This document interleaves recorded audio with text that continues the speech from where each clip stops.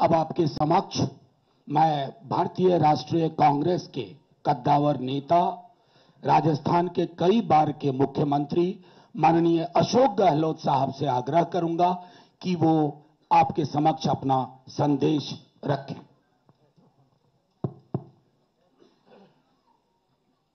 नेता प्रतिपक्ष तेजस्वी यादव जी और तमाम मंच पे बैठे हुए हमारे साथीगण, मेरे पूर्व में अभी जो कमेंट्स किए गए थे वो भी आपके सामने रखे। सबकी भावना आपको मालूम पड़ी। मुझे खुशी है कि मुझे भी आज आने का अवसर मिला आपके बीच में। और जो हालात है देश के और प्रदेश के, उससे चिंतित होना लाजमी आपका भी, जो हमारा चौथा स्तंभ कहलाता है। हालात बड़े गंभीर है देश के अंदर। एनडीए गवर्नमेंट जिस प्रकार चल रही है, डेमोक्रेसी को खतरा है। पूरी तरह देश दुर्विकरण में आ गया है। लोग चिंतित है। देश किस दिशा में जा रहा है कोई नहीं जानता है। किस दिशा में जाएगा किसी को नहीं मालूम है। उस रूप में हम चल रहे हैं। आलोचना कर दो, जेल में जाओ, चाहे वो पत्रकार हो, साहित्यकार हो या कोई एक्टिविस्ट हो। इन हालातों में देश चल रहा है, तो हम सबकी जिम्मेदारी बनती है ऐसे वक्त में देश क्या चाहता है उसका भी हम ख्याल रखें। पूरा मुल्क अभी बिहार की तरफ देख रहा है कि बिहार में चुनाव होंगे, किस करवट फैसला होगा। बिहार में आप मुझसे ज़्यादा जानते हैं क्योंकि यहाँ के रहने वाले भी हैं, एक्सपर्ट भी हैं, मीडिया के साथी भी हैं। हालात बड़े गंभीर हैं, चाहे बेरोजगारी हो, चाहे वो अन्य समस्याएं लोकल हो जो बताई गई। अभी आपके सामने जब बताया दीपांकर जी ने और सानी जी ने, सब साथियों ने, तो हालात वही है। किसान हो, मजदूर हो, आम आदमी हो, छात्र हो, युवा हो, चिंता लगी हुई है रोजगार की उसको। और जब हम लोग देखते हैं, पूछते हैं, तो लोग बदलाव चाहते हैं। खड़गे साहब ने, राहुल गांधी जी ने, सब ने भी असेसमेंट करवाया। सब लोग देखते हैं कि बिहार में किस रूप में जनता का एक मनोबल बना हुआ है, विश्वास बना हुआ है, इस बार बदलाव होगा। राहुल जी की यात्रा हुई, तेजस्वी जी साथ थे, दीपंकर जी साथ थे और सब साथी साथ थे। जिस प्रकार पब्लिक ने रेस्पॉन्स दिया, पूरे देश ने देखा उसको, पूरे देश ने देखा। इन हालातों में हम लोग चल रहे हैं। बहुत एक चुनौती हमारे सामने, क्योंकि वो शक्तियां वो है जिनका एक मुखौटा है खाली डेमोक्रेसी का। कोई यकीन नहीं है डेमोक्रेसी के अंदर उनका। ये मैं आपको क्या कहूँ, आप खुद जानते हैं। मुखौटा पहन रखा है। ऐसे लोग शासन करें देश के अंदर, चिंता होना स्वाभाविक है हम सबको। इसलिए मैं कहना चाहूँगा कि इस मौके पर जो है, इस मौके पर अभी दीपांकर जी कह रहे थे कि पिछला चुनाव भी जो है, अभी तो इंडिया गठबंधन बन गया प्रदेश भर के अंदर, अच्छी परफॉर्मेंस दी है पार्लियामेंट के अंदर। कोई कम बात नहीं थी। 240 पे लाके छोड़ दिया उन लोगों को। 400 पार के नारे लगा रहे थे वो लोग। सब कुछ देख लिया देश ने, और फाउल नहीं खेलते तो हो सकता है सरकार भी उनकी नहीं बनती। उन हालातों में जब देखते हैं तो पाते हैं कि अब लोग समझ गए हैं। पिछला गठबंधन आपका लोकल था, महागठबंधन। तेजस्वी जी ने उस वक्त में भी कमाल किया, और जिस रूप में मामूली वोटों के अंतर से सरकार उनकी बन गई, मामूली वोटों के अंतर से बन गई सरकार उनकी थी। जिस प्रकार से साम दाम दंड भेद, ये उनका भाव है। बदले की भावना उनके फितरत के अंदर है। ऐसे लोग बैठे हुए हैं। धन बल का कोई कमी नहीं है। आपका जो इलेक्ट्रल बॉन्ड, वो तो एक एग्जाम्पल है। सुप्रीम कोर्ट ने कहा अनकॉन्स्टिट्यूशनल है ये। इतने कैसे काम चलेगा? जो पैसा जमा है उनके पास में, जो खेल खेल रहे हैं देश के अंदर, चुनाव को प्रभावित कर रहे हैं, सरकारों को गिरा रहे हैं। मॉडल अलग अलग है उनका।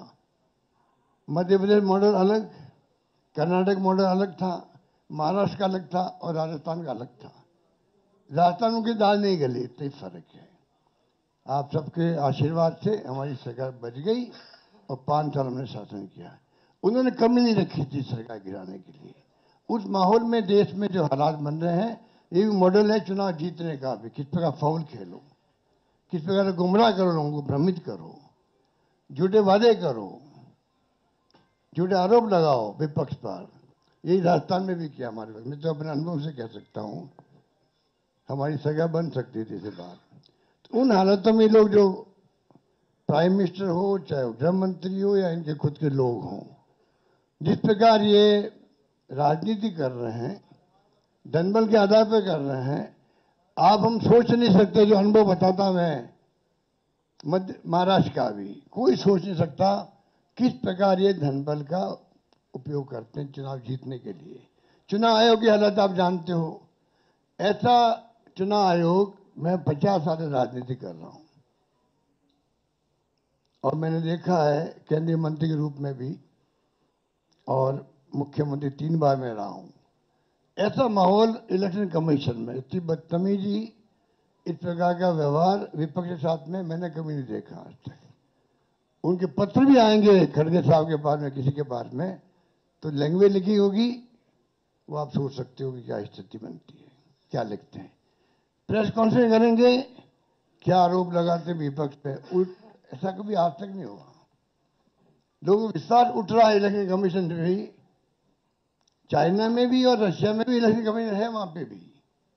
तो चुनाव वहां एक पार्टी जीतती है, तो क्या हम अपने मुल्क को उस दिशा में लेना चाहते हैं? वो चिंता हम सबको होनी चाहिए, आपको भी होनी चाहिए।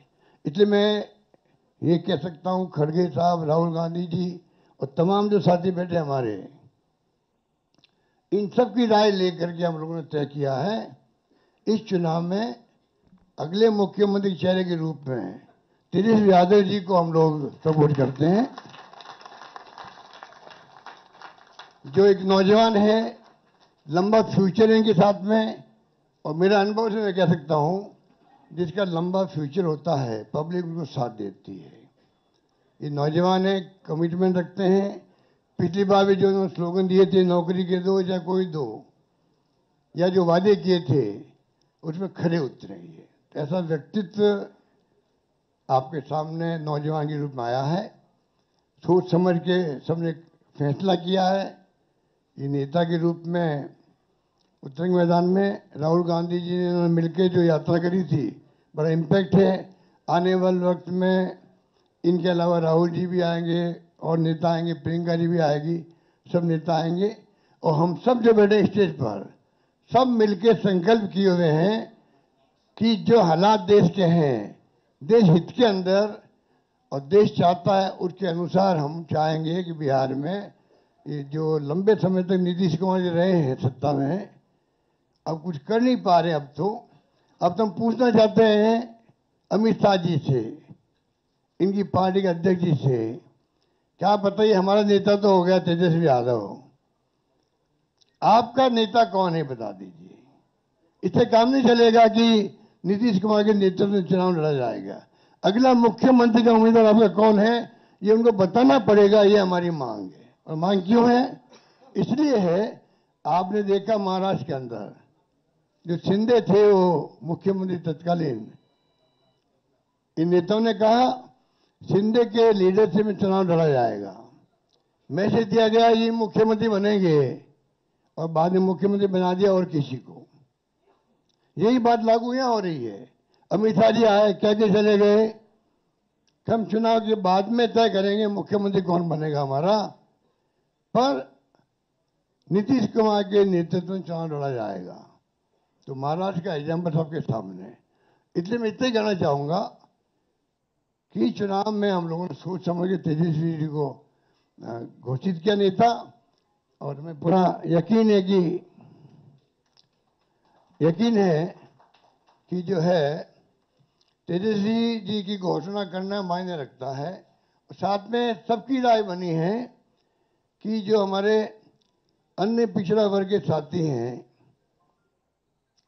मुकेश सहनी जी, जिनको आप सब जानते हैं, मुकेश सहनी जी, जो एक संघर्ष करते हुए यहां तक पहुंचे हैं, अपनी पार्टी बनाई है, अपनी अकल होशियारी से, अपनी मेहनत से बनाई है, गरीबों के मसीहा के रूप में अपनी कौम के मशे के रूप में उभर के आए हैं, ऐसे नौजवान को हमने तय किया है वो उप मुख्यमंत्री होंगे साथ में।